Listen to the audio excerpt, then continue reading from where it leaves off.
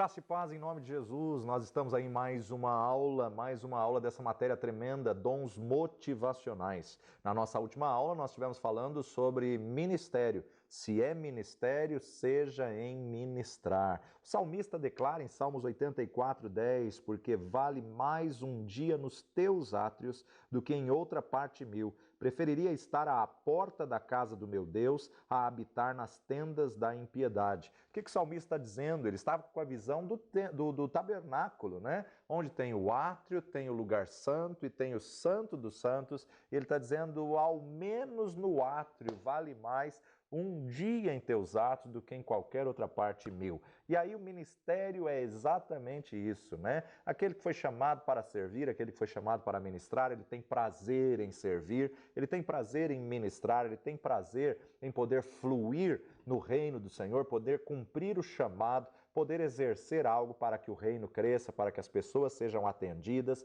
para que as pessoas sejam alcançadas pelo amor de Deus e pela graça que o alcançou. Em gratidão, ele quer servir, ele quer fazer algo para Deus. Mas Paulo nos diz em Romanos ainda que existem outros tipos de dons, outros tipos de ministérios, ao qual também estamos chamando de dons motivacionais. Dons motivacionais, Paulo começou dizendo acerca da profecia. Se é a profecia, já estudamos que não é a profecia do dom espiritual. É a profecia motivacional que vai fluir numa conversa, numa ligação, que vai fluir muitas vezes num cumprimento, num abraço, daquilo que você conhece da verdade da palavra de Deus. Se é a profecia, seja ela segundo a medida da fé. Se é ministério, seja em ministrar. Mas agora ele vai falar que se é ensino, que haja dedicação no ensino. Se é ensinar, que haja dedicação no ensino. A palavra original para ensinar aqui é didaskon, a raiz da palavra didaquê, que é a raiz da palavra didática, né? Ou seja, o que Paulo está querendo dizer aqui com o dom motivacional de ensinar? Ensinar, ou didaskon, é aquele que tem a habilidade de explicar a verdade, é aquele que tem a habilidade de fundamentar as pessoas num conceito, numa definição, numa esclarecimento da palavra. Se é esse o seu chamado, faça isso com dedicação. Na verdade, qualquer área do ensino precisa haver dedicação, né? Qualquer pessoa pode ensinar, mas um chamado ao ministério de ensino, cada ensino dele é, na verdade, algo completo, é algo, na verdade, profundo, é algo eficaz, é um ensino que penetra a vida da pessoa. Qual a função? Preparar, na verdade, material para a edificação do corpo de Cristo. Esse que tem o dom motivacional do ensino, ele tem prazer em que o povo aprenda. Se ele tem prazer que o povo aprenda, então ele muitas vezes pega algo difícil, algo complexo e decodifica isso numa linguagem fácil, numa linguagem para o povo. Então, esse tipo de chamado de dom motivacional, ele vai ter habilidade de preparar material, de adequar a linguagem. Porque a linguagem que você fala para um adulto é diferente da linguagem que você fala para uma criança. Você pode trazer a mesma verdade em linguagens diferentes. A linguagem que você vai falar para um adolescente é diferente da linguagem que você vai falar para um universitário. A linguagem que você vai falar para um grupo, uma classe específica, seja ele médico, seja ele policial, seja ele um político, né? A linguagem que você vai falar em cada esfera, ela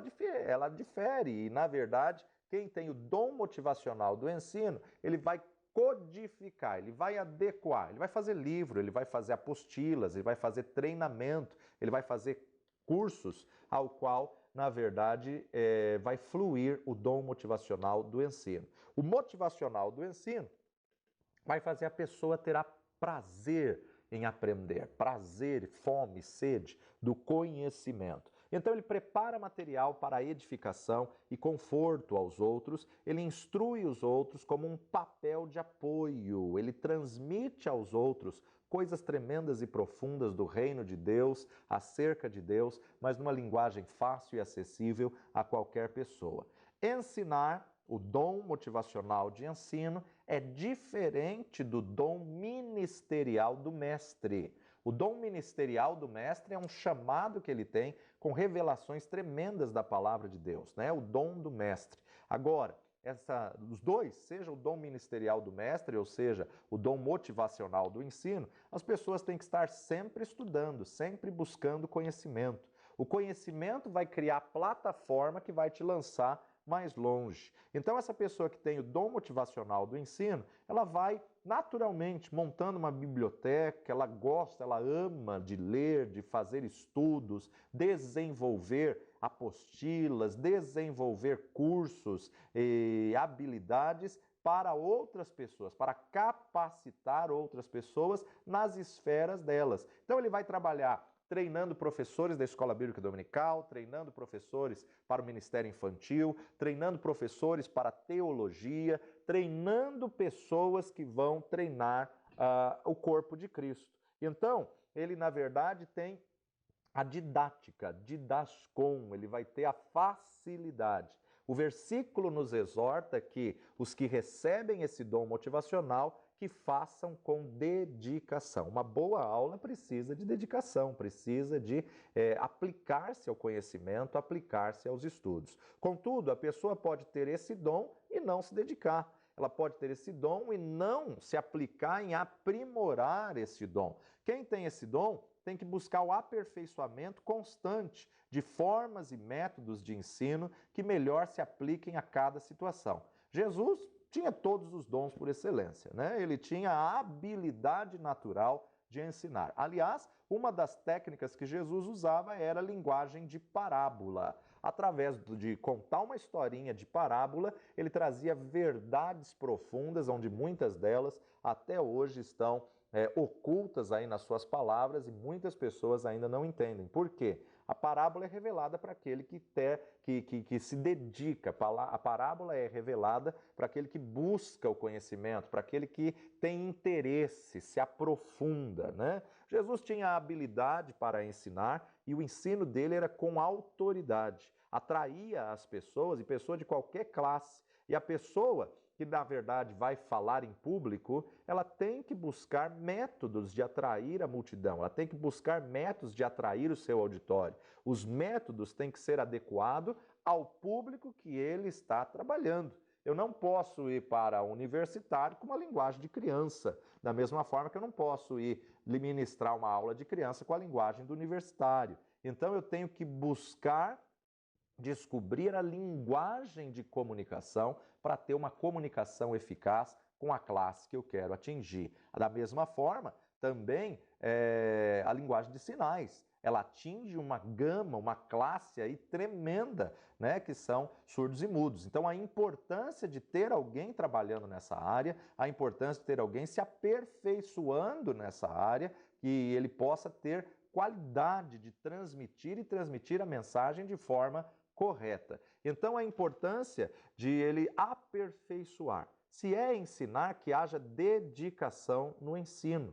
Ele tem que definir qual área que ele quer ensinar. Seja obreiro, seja diácono, ele tem que fazer cursos, ele tem que treinar obreiros, ele tem que treinar diáconos, ou mesmo membros, ou mesmo pastores, teologia e assim por diante. Então, na verdade, nós temos que descobrir a linguagem correta, a linguagem eficaz para cada tipo de público que a gente quer alcançar e atingir. Então, é impossível a pessoa atingir uma classe se ela tiver com a comunicação errada ou muitas vezes falar aí o português errado, né? Cometemos erros, claro, cometemos erros de português, mas precisamos lutar para que cada dia possamos ter uma qualidade melhor, precisamos lutar para poder falar em público. Se você tem um chamado para falar em público, você tem que vencer o medo, a vergonha, a timidez, você tem que vencer isso. E hoje existem muitos cursos e treinamentos que podem te ajudar nisso.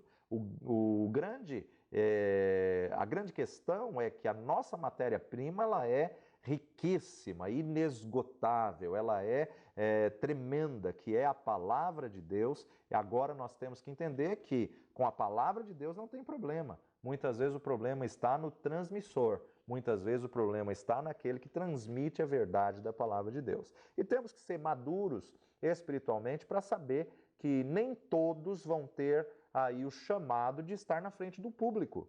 Nem todos vão ter o chamado de pregar, nem todos vão ter o chamado de ensinar. Tem muitas pessoas que têm dificuldade de enfrentar o público, enfrentar a multidão, e nem por isso ele deixa de ter o dom motivacional de ensino. Como assim? Se ele não consegue encarar o público, como que ele pode fluir no dom motivacional de ensino? Ele pode fluir dentro de uma sala, desenvolvendo material para aqueles que vão estar diante do público. Então ele pode desenvolver métodos, apostilas, cursos, livros, manuais. Ele pode desenvolver aí justamente dando apoio àquele que vai estar na frente da multidão, na frente do público. Então nós temos que discernir muito bem o nosso ministério e exercer o nosso ministério com excelência. Jesus, ele tinha um conhecimento profundo do coração do homem, né? Ele tinha aptidão para ensinar, ele sabia exatamente o seu chamado e ele tinha alvos e propósitos do que ele veio fazer nessa terra. Tanto é que ele concluiu seu ministério em 3 anos e meio. Quando Deus quis registrar o Antigo Testamento e trazer um crescimento para o Antigo Testamento, Deus levanta um homem que tinha sido formado nas maiores e melhores faculdades da maior potência da época, o Egito. Deus levanta Moisés, um homem culto, pós-graduado, formado em todas as ciências, que teve os melhores mestres com as melhores faculdades da época, porque Moisés estava sendo treinado para ser o próximo faraó.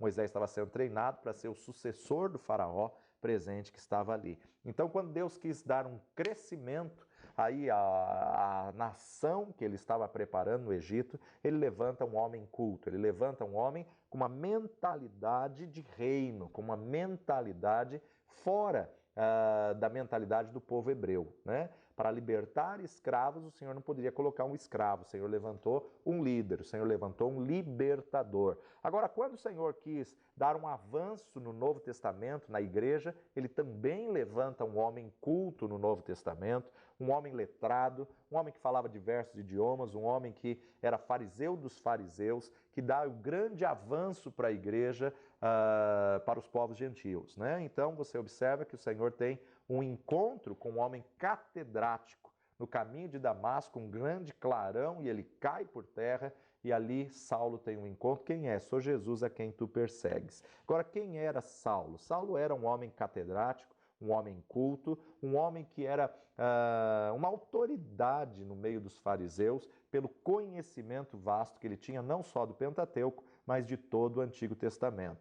E foi tremendo o Senhor usar Paulo como o apóstolo para os gentios, né? Então você observa que foi mais fácil Jesus ter um encontro com um homem catedrático como Paulo do que o Senhor colocar pescadores para estudar até chegar ao nível de Paulo, né? Os pescadores tiveram a sua função e foi muito bom o seu ministério, mas na verdade para o ministério dos gentios, o Senhor vem e tem um encontro com aquele que era perseguidor, e de perseguidor ele passa a ser perseguido. Jesus, quando ele ensinava, ele despertava o interesse das pessoas. As pessoas ficavam fissuradas no seu ensinamento. Até para ler um texto dentro da sinagoga, as pessoas...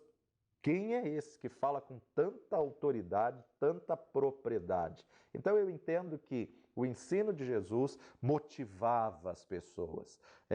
Muitas pessoas têm dito que essa geração não está se interessando pela palavra de Deus ou pela escola bíblica dominical das igrejas. Será que a escola bíblica dominical não está com uma linguagem errada, uma linguagem que não é a linguagem dessa geração? Nós precisamos parar e refletir nisso, né? Porque, claro, estamos aí na geração da tecnologia, na geração do avanço. Se nós desenvolvermos aulas com PowerPoint, com data show, com pesquisa, se nós nos dedicarmos, por isso que Paulo fala que se é ensinar, que haja dedicação ao ensino. É uma aula dinâmica, uma aula com conteúdo da arqueologia, com matérias reais lá de Jerusalém, com um conhecimento vasto, com certeza vai despertar o interesse dessa geração, com certeza vai motivar as pessoas a poder estar fazendo muito mais. Então, na verdade, nós temos que entender que esse dom motivacional de ensino, ele vai decodificar a verdade da palavra de Deus para uma geração, para um povo, para uma classe de pessoas que fale a linguagem da classe daquela pessoa. Jesus, quando ele estava entre os fariseus e os escribas, o tom de ensinamento era um. Quando ele estava entre a multidão, o tom era outro. Então, na verdade, o tom do ensino dependia do público que ele estava. E aquele que ensina, aquele que foi chamado para o ministério do ensino, ele tem que despertar o interesse na pessoa pela verdade que ele vai trazer. Pela fonte, pelo conteúdo, pela matéria-prima, nunca há problema. O que há problema é que tipo de linguagem que a gente está usando.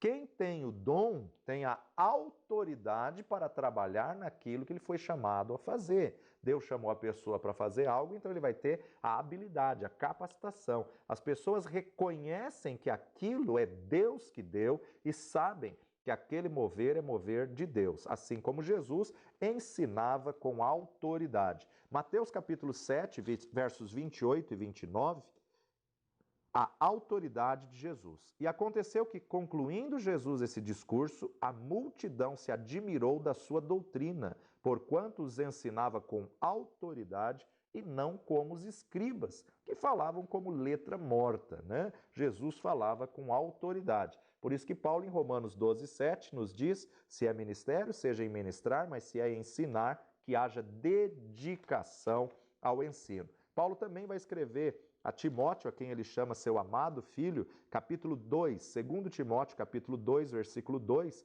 Paulo diz, e o que de mim, entre muitas testemunhas ouvistes, confia-o também a homens fiéis, que sejam idôneos para também ensinarem a outros. Precisamos multiplicar aquilo que Deus colocou a nós e, se é ensino, despertar aí o interesse por novos mestres, despertar o interesse por novos ensinadores da palavra de Deus. Atos dos Apóstolos, capítulo 20, verso 20, como nada que útil seja, deixei de vos anunciar e ensinar publicamente e pelas casas. Mateus capítulo 28, versículo 19 e 20, na grande comissão, o próprio Senhor Jesus Cristo coloca isso dentro da grande comissão, capítulo 28, verso 19 e 20. Portanto, ide, ensinai todas as nações, batizando-as em o nome do Pai, do Filho e do Espírito Santo, e ensinando-as a guardar todas as coisas que eu vos tenho mandado, e eis que estou convosco todos os dias, até a consumação dos séculos. Amém. Todo mundo gosta de um bom ensino, todo mundo gosta de uma boa palestra, uma boa aula, todo mundo se cativa quando a didática, quando a técnica, quando na verdade se usa ferramentas que têm se descoberto nesses dias de hoje, né? Tudo dá para se adequar à palavra de Deus, decodificar a palavra de Deus nas técnicas que têm sido descobertas aí para o aprendizado, para a memorização. Como é tremendo vermos aí mestres, né, que memorizam longos capítulos, longos livros, mestres aí que parecem, na verdade, uma Bíblia ambulante, né? Isso é cativante, é gostoso de você ver um culto onde tenha uma mensagem preparada, uma mensagem aí com conteúdo vasto que te ensine algo. Então, se é ensinar, que haja dedicação ao ensino. O ensino correto da palavra de Deus produz transformação. Conhecereis a verdade e a verdade vos libertará. Mas o ensino errado pode ser até da palavra de Deus. Se for o ensino errado, vai produzir deformação. Ao invés de produzir transformação, produz deformação. Na verdade, toda heresia sai de um fundo bíblico, sai de uma verdade bíblica mal interpretada. Então, cuidado para não gerar deformação, mas sim transformação. A palavra de Deus tem que gerar transformação na nossa mente. Infelizmente, tem muitas igrejas que cortaram o ensino da palavra de Deus e que excluíram o ministério de mestre, que amputaram o ministério de mestre, cortaram as escolas bíblicas, os estudos bíblicos e estão apenas no mover profético. Precisamos conhecer corretamente a palavra de Deus para que possamos crescer na graça e no conhecimento e sermos libertos. Quem tem o dom motivacional do ensino vai muitas vezes se preocupar em parar e ensinar, e ele não se preocupa com a quantidade de pessoas. Se tiver uma pessoa, tiver um grupo de 200 pessoas, ele vai ensinar da mesma maneira, sabendo que uma vida vale mais que o mundo inteiro. Então, o terceiro dom que podemos ver como dom motivacional é o dom de ensino. Se esse é o teu chamado, que haja dedicação ao ensino. Mas voltando para Romanos 12, nós vemos que Paulo continua dizendo agora no verso 8: ou o que exorta, use esse dom em exortar. Ou o que exorta, use esse dom em exortar.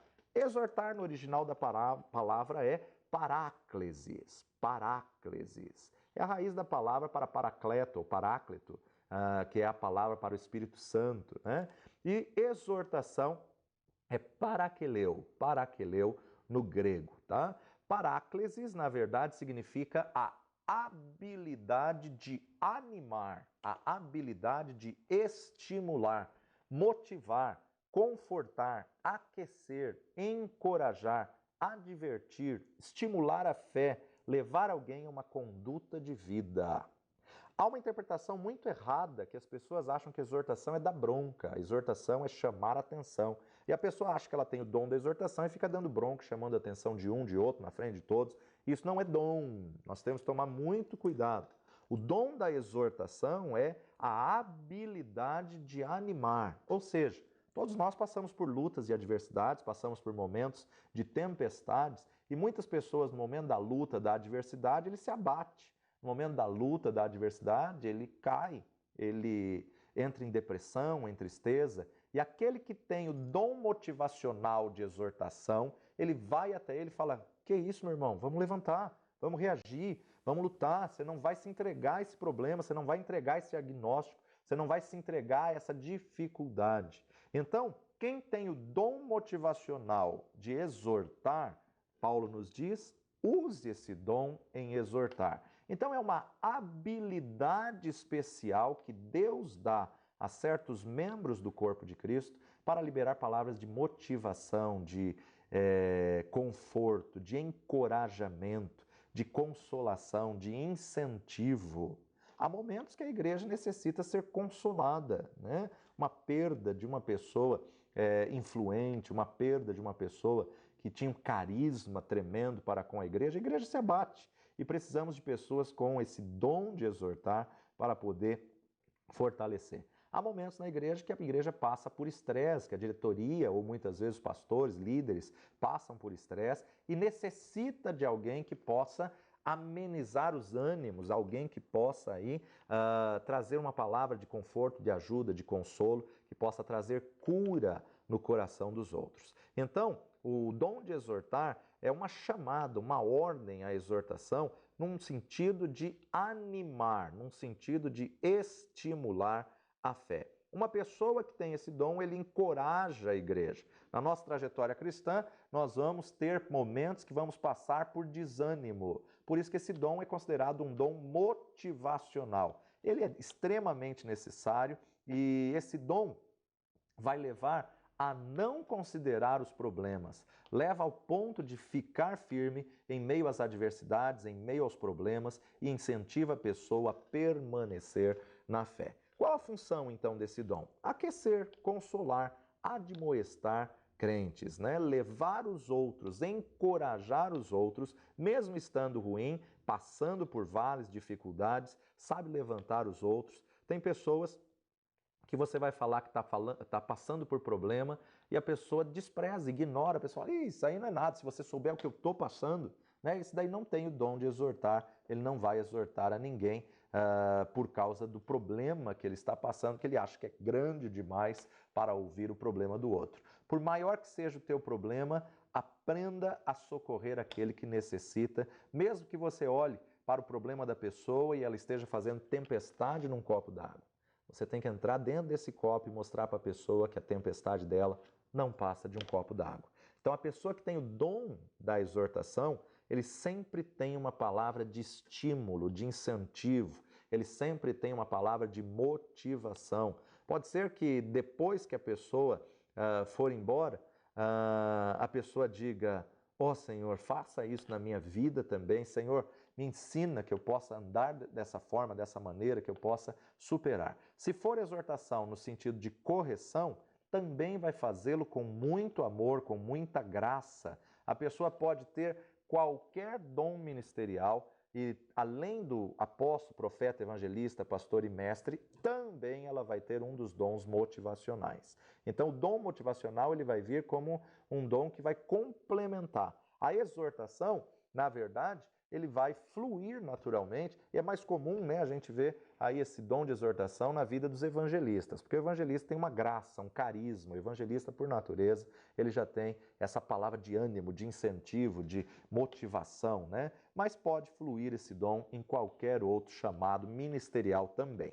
Atos dos Apóstolos, capítulo 20, versículo 12. Atos 20, verso 12, nos diz assim: e levaram vivo o jovem e ficaram não pouco consolados. Paulo estava pregando, se delongou na mensagem, o jovem estava sentado na janela e caiu ali do segundo andar e morreu.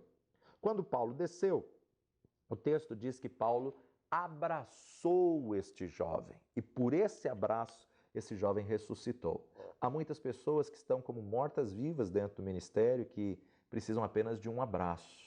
Há muitas pessoas que não precisam ali de uma oração, não precisam ali de uma palavra, não precisam ali de um ensinamento. Há momentos na vida daquela pessoa que ela precisa apenas de um abraço, sentir o apoio, sentir que ela não está sozinha, sentir que alguém está com ela, sentir que alguém está dando apoio, alguém está incentivando a vida dela. Atos dos Apóstolos, capítulo 13, verso 15. E depois da lição da lei e dos profetas, lhes mandaram dizer os principais da sinagoga: varões irmãos, se tende alguma palavra de consolação para o povo, falai. Se tende alguma palavra de consolação para o povo, falai. Paulo tinha saído de Perge, tinha chegado em Antioquia, ele estava na sinagoga e agora, depois da leitura da lei, depois da leitura dos profetas, então eles pediram: alguém tem uma palavra de consolo, uma palavra de consolação. Assim como a palavra profética consola. 1 Coríntios 14, 3, mas o que profetiza fala aos homens para edificação, exortação e consolo. Mas o dom motivacional, ele não depende da manifestação do Espírito. Ele vai exortar numa palavra de incentivo, numa palavra de ânimo. 2 Coríntios capítulo 1, verso 4 a 6. Que o verso 3 a 6, bendito seja o Deus e Pai de nosso Senhor Jesus Cristo, o Pai das misericórdias e o Deus de toda consolação, que nos consola em toda a nossa tribulação, para que também possamos consolar os que estiverem em alguma tribulação, com a consolação com que nós mesmos somos consolados de Deus. Porque como as aflições de Cristo são abundantes em nós, assim também a nossa consolação sobeja por meio de Cristo. Mas se somos atribulados, é para a vossa consolação e salvação. Ou se somos consolados, para a vossa consolação é, a qual se opera suportando com paciência as mesmas aflições que nós também padecemos. Então nós observamos aí Paulo falando acerca de bendito Deus e Pai de toda consolação, o Deus que nos consola nas nossas tribulações, para que quando passarmos por tribulações, possamos consolar também aqueles que estão passando por tribulações. Tito, capítulo 1, verso 9, Paulo vai escrever a Tito dizendo: retendo firme a fiel palavra, que é conforme a doutrina, para que seja poderoso, tanto para admoestar com a sã doutrina, como para convencer os contradizentes. 1 Timóteo, capítulo 4, 1 Timóteo, capítulo 4, verso 13. Persiste em ler, exortar e ensinar até que eu vá.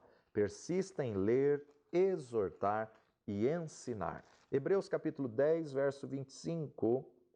Não deixando a nossa congregação, como é de costume de alguns, antes admoestando-nos uns aos outros, e tanto mais quando vedes que vai se aproximando aquele dia. O escritor de Hebreus nos incentiva a incentivarmos uns aos outros, quanto mais vai se aproximando o dia do arrebatamento, quanto mais vai se aproximando o dia da vinda do Senhor, temos que motivar uns aos outros. Atos dos Apóstolos, capítulo 14, verso 22, confirmando o ânimo dos discípulos e exortando-os a permanecer na fé, pois que por muitas tribulações nos importa entrar no reino de Deus. Pois que por muitas tribulações. Paulo volta na sua viagem missionária, passando por todas as igrejas que ele tinha instituído, confirmando o ânimo dos discípulos e exortando-os a permanecer na fé, mostrando que através das tribulações nós vamos entrar no reino de Deus.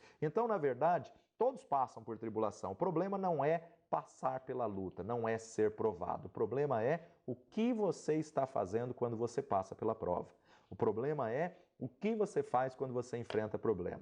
Enfrentar problema é natural para todo mundo. A questão não é o problema, a questão é como você sai do problema que você enfrentou. Então, Paulo está dizendo aqui em Romanos capítulo 12, verso 8, se é exortar, use esse dom em exortar, incentivar, motivar, animar, fortalecer a vida daquele que está abatido, daquele que está caído, daquele que a luta o abateu. Você tem que dar uma palavra de exortação. Eu não preciso de uma revelação do Espírito para fluir no dom da exortação. Eu não preciso de uma profecia para fluir no dom de animar, incentivar. Então, nós temos que entender que, assim como nem todo aquele que ensina é o mestre, tem o dom de mestre, também aquele que exorta não significa que ele vai ter um dom ministerial, né? Eu posso ensinar não tendo dom de mestre, mas a pessoa que tem o dom de mestre, ela vai ter uma habilidade excelente, uma habilidade maior, ela vai ser tocada pelo dom de mestre, pelo ensino que ela aprendeu, e ela vai fluir no ensino, fazendo com que as pessoas aprendam outras coisas, fazendo com que as pessoas amem o aprendizado, amem a busca do conhecimento, amem a busca da palavra de Deus. O mestre não é só o ensinador, o mestre é aquele que recebe as revelações dentro da palavra e passa aquilo com muito detalhe. Por isso que na mão ministerial ele é o dedo mínimo. Agora, ele vai escrever apostila, ele vai escrever livro, ele vai dar material, ele vai dar suporte para a igreja, para os líderes, para os ministérios. É aquele que é detalhista, é aquele que enxerga a palavra, coisa que ninguém enxerga, porque ele cava cada vez mais e encontra mais tesouros da revelação. Mas também necessita, muitas vezes, de uma palavra de exortação. Não é porque ele está como mestre descobrindo revelações que ele não vai precisar de uma palavra de exortação. Cada membro no corpo, cada órgão do corpo tem a sua função, mas um necessita do outro para que o corpo todo tenha o crescimento. Então, embora o mestre tenha esse conhecimento, ele muitas vezes também, assim como pastor também, assim como apóstolo também, tem muitas pessoas que têm a mentalidade de que porque a pessoa tem um cargo elevado, né, ou ela julga isso como um cargo elevado, apóstolo, profeta, evangelista, pastor e mestre, os cargos de governo que estão sobre o ombro, os cargos de autoridade, eles acham que eles não passam por problemas, não passam por dificuldade, que as pessoas estão no púlpito, as coisas é mais fácil. Não, muitas vezes são até mais difíceis. E muitas vezes ele socorre alguém que está com problema mínimo, mas ele está com um problema gigante aí passando, mas ele serve, ele se dispõe a servir. Então você que tem o dom da exortação, saiba que os ministros também precisam, saiba que aquele que está na frente do ministério também necessita. Nós entendemos que esse dom do ministério de exortar é necessário nos dias de hoje para poder fortalecer, para poder aliviar, para poder incentivar, animar as pessoas dentro do corpo de Cristo. Por isso ele é chamado de dom motivacional, que vai motivacionar, que vai motivar o corpo de Cristo em cumprir o chamado que recebeu do Senhor. Quando cada pessoa flui no dom em que ela foi chamada a fazer, ela traz o crescimento do reino. Tem pessoas que vão começar arrumando as cadeiras, organizando os papéis, verificando o banheiro, se está tudo em ordem para o próximo culto, né? E ele é aquele tipo de pessoa que tem uma visão de águia, né? Ele já vê, já arruma, já coloca em ordem, já coloca tudo no seu devido lugar em pouco tempo. Quando um pastor conta com pessoas fluindo assim no ministério, o pastor descansa, porque ele sabe que tem pessoas que fazem, sabem que tem pessoas que vão dar conta daquilo que foram chamados para fazer. Agora, quando não tem, aí o pastor muitas vezes tem que se preocupar com diversas coisas, se ocupar com coisas que outras pessoas poderiam fazer. Isso não significa ser desmerecedor. É a mesma questão da instituição dos diáconos. Não era desmerecimento entregar uma cesta básica, servir no ministério cotidiano, suprir o alimento. Não era desonroso fazer, mas na verdade era coisas que outras pessoas podiam fazer, porque os apóstolos e os discípulos precisavam priorizar a oração e o buscar da palavra de Deus, o conhecimento da palavra de Deus. Então a pessoa que pega um cargo, um ofício para fazer, ela tem que fazer com excelência, ela tem que fazer e fazer completo. Ela tem que ter zelo naquilo que ela faz. O músico, ele precisa ter zelo pelo instrumento que ele usa. O instrumento é da igreja, mas a bateria precisa ser limpada. A guitarra precisa ser limpada, às vezes precisa trocar corda, precisa ser afinada, e não vai deixar para afinar na hora do culto. Então nós precisamos entender que aquele que tem o ofício, ele tem que fazer com excelência e fazer completo.